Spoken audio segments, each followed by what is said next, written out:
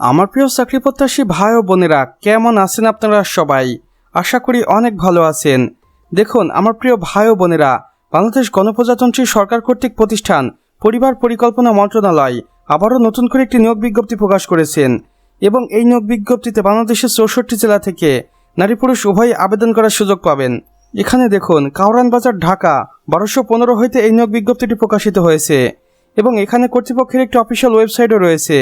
আপনারা চাইলে সরাসরি এই অফিসিয়াল ওয়েবসাইটের মাধ্যমে কর্তৃপক্ষের নিকট যোগাযোগ করতে পারেন এবং জেনে নিতে পারেন এই নিয়োগ বিজ্ঞপ্তিটি সম্পর্কে A to Z। আসুন এবার দেখে নেই এই নিয়োগ বিজ্ঞপ্তিতে কর্তৃপক্ষ কি বলেছেন।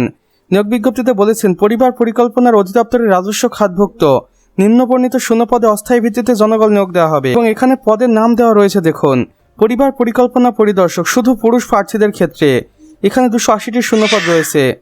এরপর আছে পরিবার কল্যাণ সহকারী শুধু মহিলাদি প্রার্থীদের ক্ষেত্রে, এখানে সর্বমোট পদ সংখ্যা রয়েছে 1950টি। এরপর রয়েছে পরিবার পরিকল্পনা সহকারী, এখানে সর্বমোট 140টি শূন্যপদ রয়েছে।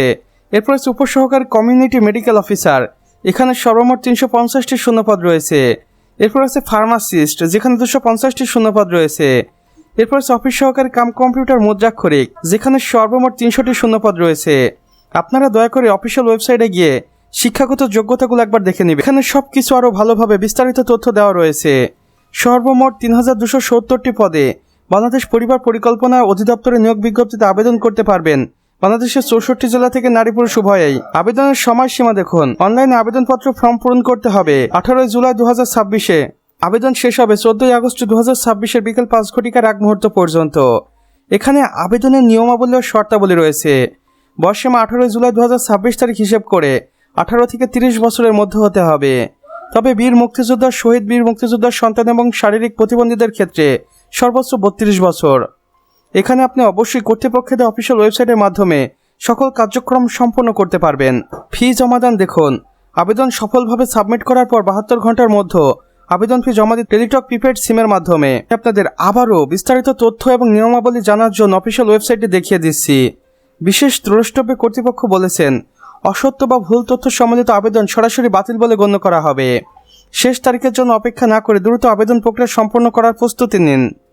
পরিচালক প্রশাসন, পরিবার পরিকল্পনা অধিদপ্তর ও সদস্য সচিব বিভাগীয় নির্বাচন কমিটি। তো আমার প্রিয় চাকরি প্রত্যাশী ভাই ও বোনেরা, আমাদের আজকের ভিডিও এতটুকুই। ভিডিওটি ভালো লাগলে অবশ্যই একটা লাইক করে দিবেন এবং কমেন্ট করে জানাবেন আমাদের আজকের ভিডিওটি আপনাদের কেমন লেগেছে। চাইলে অন্যান্য বন্ধু বান্ধবদের সাথে শেয়ারও করতে পারেন। আর চ্যানেলে নতুন হলে অবশ্যই সাবস্ক্রাইব করে পাশে বেল আইকনে ক্লিক করে দিতে ভুলবেন না, যেন আমাদের নতুন ভিডিও নোটিফিকেশন আপনার কোনোভাবেই মিস না হয়ে যায়। আমাদের সম্পূর্ণ ভিডিওটি দেখার জন্য আপনাকে অসংখ্য ধন্যবাদ। খোদা হাফেজ।